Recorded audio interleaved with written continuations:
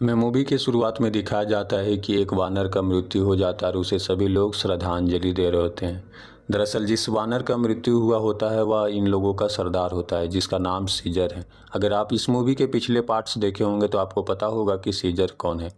इसके बाद scene change होता है और कई पीढ़ियां बीत जाता है। यह वह समय होता है जब पृथ्वी पर वानरों का राज है और इंसानों का नस्ल लगभग पूरी तरह से खत्म हो चुकी है। जो बचे हुए इंसान होते हुए बंकरों में छिपकर रहने लगते हैं। वानरों कबीले बनाकर रहने लगते हैं। उसमें से एक कबीला होता है जिसे गरुड़ कबीला कहते हैं। गरुड़ कबीला में एक नियम होता है कि हर एक साल एक बंधन समारोह होता है। उस बंधन समारोह के एक रात पहले वहाँ के नवयुवक उन्हें एक गरुड़ का अंडा लेकर आना होता है। उस गरुड़ का अंडा को से जो बच्चा निकलता है उसे पालकर बड़ा करते हैं और उसे खाना लाने के लिए ट्रेंड करते हैं। इसी कबीले के 3 दोस्त जिसका नाम नोवा, सूना और अनिया होता है, वह तीनों अंडा ढूंढने के लिए ऊपर की ओर चढ़ाई करते हैं।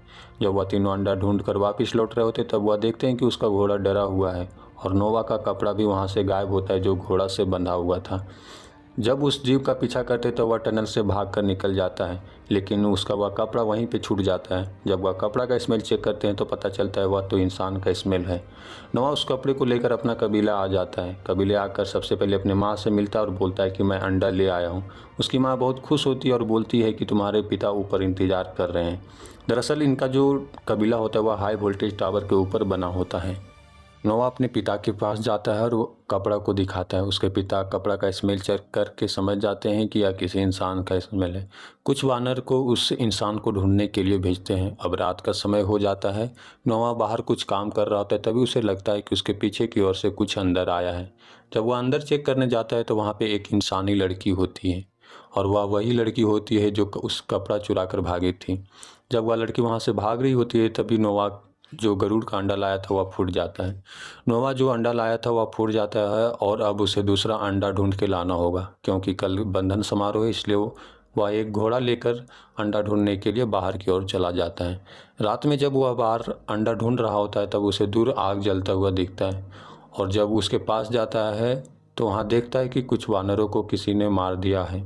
जब वह और करीब जाकर देखता है तो पता चलता है कि यह उसी के कबीले के वानर होते हैं जिसे इसके पिता ने बाहर उस लड़की को ढूंढने के लिए भेजा होता है। तभी उसे किसी आने की आहट सुनाई देती है। वह झाड़ी में छिप जाता है। तब वह देखता है कि कुछ नकाबपोश वानर घोड़े पर सवार होकर उस लड़की को ढूंढ रहे होते हैं और इन्हीं नकाबपोश वानरों ने उनके कबीले का वानर को मारा हुआ होता है। इनमें से एक वानर वहां पर नोवा का घोड़ा को देख लेता है और उसे इलेक्ट्रिक शॉक देता है और वह घोड़ा उसके कबीले की ओर भागने लगता है। उस घोड़ा का पीछा करते हुए नकाबपोश वानर उसके कबीले तक पहुंच जाते हैं। जब नोवा अपना कबीले तक पहुंचता है तब देखता है कि उसके कबीले में आग लगा दिया गया है और उसके लोगों को बंधक बना लिया है। उसके पिता ऊपर में गरुड़ को आज़ाद कर रहे होते हैं। नोआ अपने पिता को बचाने के लिए ऊपर जाता है। तभी नकाबपोश वानरों में से एक जो सबका हेड होता है वह देख लेता है कि नोआ ऊपर की ओर जा रहा है। उसका पीछा करते हुए वह भी ऊपर पहुंच जाता है। वहाँ नोवा और नकाबपोश वानर में झगड़ा होने लगता है। नकाबपोश वानर नोवा के पिता को मार देता है और नोवा ऊपर से गिर जाता है। सभी को लगता है कि नोवा मर चुका है।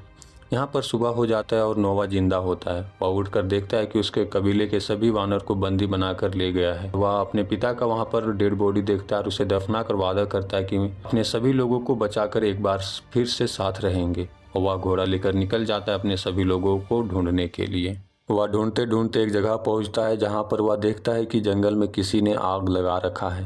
जब वह धुआं का पीछा करते हुए उस जगह पहुंचता है तो वहां पर एक बंकर के अंदर गिर जाता है। अंदर में देखता है कि एक वानर और वह वानर अपना नाम राका बताता है। वह यह भी बताता है कि मेरे भी कबीले वालों को उसी नकाबपोश वानर ने मारा गया है। राका फिर कुछ किताब निकालता है और नोवा को बोलता है कि इसमें हर एक चिन्ह का कुछ मतलब होता है और वह यह भी बोलता है कि सीजर के ज़माने में वानरों और इस चिन्ह के बारे में जानते थे।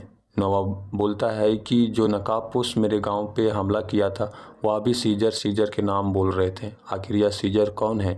तब राका बोलता है कि सीजर के ज़माने में इंसान और वानर एक साथ रहा करते थे और सीजर हमेशा कहा करते थे कि हमारे वानर एक साथ मजबूत हैं। वानर वानर को कभी नहीं मारेगा या नकाबपोश वानर सीजर का नाम बदनाम कर रहे हैं और फिर दोनों आगे की सफ़र पे निकल पड़ते हैं। अब चलते चलते रात हो जाता है। वह दोनों एक जगह बैठकर आग जलाकर आराम कर रहे होते हैं और कुछ खा भी रहे होते हैं। तभी वह लड़की उसका पीछा करते हुए वहाँ तक पहुँच जाती है। राका उस लड़की को देख लेता है और उसके तरफ खाना फेंकता है। वह लड़की बहुत भूखी होती है, इसके कारण वह जल्दी से खाना उठाकर खाने लगती है। राका उस लड़की को उसका नाम पूछता है, लेकिन वह लड़की कुछ भी जवाब नहीं देती है।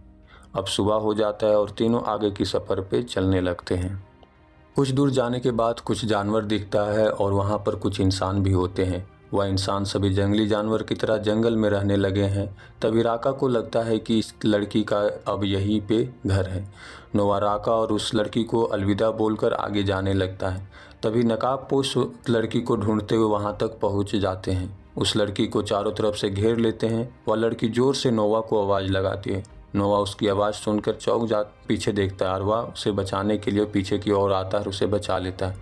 नोवा को यहाँ पर अब पता चल चुका है कि वह लड़की बोल भी सकती है, इसलिए वह लड़की से पूछता है कि तेरा नाम क्या और तुम कहाँ से आई हो। लड़की बोलती है कि मेरा नाम मे है और मैं इंसानों की तलाश में जा रही हूँ और मैं यह भी जानती हूँ कि तुम्हारे कबीले के लोग कहाँ पर हैं। मैं तुम्हें वहाँ तक लेकर चलूँगी।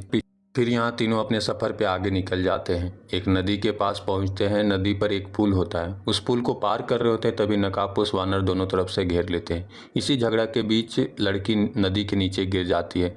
राका उस लड़की को बचाते हुए नदी में बह जाता है। उसके बाद लड़की और नोवा को बंदी बनाकर नकाबपोश अपने कबीले ले आते हैं। दरअसल नकाबपोश का जो सरदार होता है, जिसका नाम प्रोक्सीमस होता है, उसे एक बंकर मिला होता है। उस बंकर के अंदर एडवांस टेक्नोलॉजी और काफ़ी सारे हथियार रखे गए हैं। प्रोक्सीमस उस बंकर को खोलकर उस पर कब्जा पाना चाहता है और कब्जा पाने के बाद जितने भी बचे हुए इंसान होते हैं उस सभी को मारकर इस प्लैनेट पर राज करना चाहता है। प्रोक्सीमस रात को मे और नोवा को डिनर पे बुलाता है। प्रोक्सीमस डिनर पे नोवा से बोलता है कि लड़की यहाँ पर बंकर से कुछ लेने के लिए आई है और यह जानती है कि किस तरह से बंकर को खोला जा सकता है। अब यहाँ पे पता चलता है कि नकाबपोशियों वानर इस लड़की को क्यों ढूंढ रहे होते हैं। इसके बाद सभी लोग सोने चले जाते हैं। रात का समय होता है, सभी सो रहे होते हैं। तभी नोवा मे के पास जाता है और बोलता है कि तुमने मुझसे झूठ क्यों बोला। उसके बाद मे सारी बात बताती है कि मुझे इस बंकर के अंदर से एक किताब लेना है, क्योंकि इंसानों ने बोलने की शक्ति खो चुके हैं और मुझे उसे वापस लाना है। नोवा फैसला करता है कि मे का साथ देगा। इसके बाद नोवा अपने साथियों को उठाकर साथ ले चलता है और साथ में रहती है। यह चारों एक ऊंचाई चट्टान पर चढ़ते हैं और दूसरी रास्ते से बंकर के अंदर चले जाते हैं। बंकर के अंदर जाने के बाद नोवा और उसके साथियों को वहीं पर रोककर मे अंदर जाती है और एक डिस्क निकालकर अपने पैकेट के अंदर डाल लेती है। इसके बाद वहां से एक पिस्टल भी उठा लेती है। इसके बाद अंदर से मे गेट खोल देती है। गेट खोलने के बाद दिखता है कि प्रोक्सीमस और नोवा के कबीले वाले लोगों को बाहर बंदी बनाकर रखा है। दरअसल यहाँ पर प्रोक्सीमस को पता चल गया होता है कि नोवा और उसके साथियों अंदर गए हुए हैं। यहाँ पर मे और नोवा का प्लान होता है कि अंदर से गेट खोलकर अपने कबीले के लोगों को अंदर से लेकर ऊपर की ओर निकल जाएंगे। उसके बाद जो पानी का बांध है उसे ब्लास्ट करके अंदर पानी छोड़ दिया जाएगा, जिससे अंदर की जितनी भी हथियार और टेक्नोलॉजी है वह सभी बर्बाद हो जाएगा। प्रोक्सीमस का जो वानर होता है वह एक नोवा के साथी के गले पे चाकू लगा देता है। तभी मे के पास जो पिस्टल होता है उससे गोली चलाकर उसके साथी को छुड़ा देती है। वह दौड़कर पानी की बांध को ब्लास्ट कर देती है और तेज़ी से पानी अंदर आने लगता है।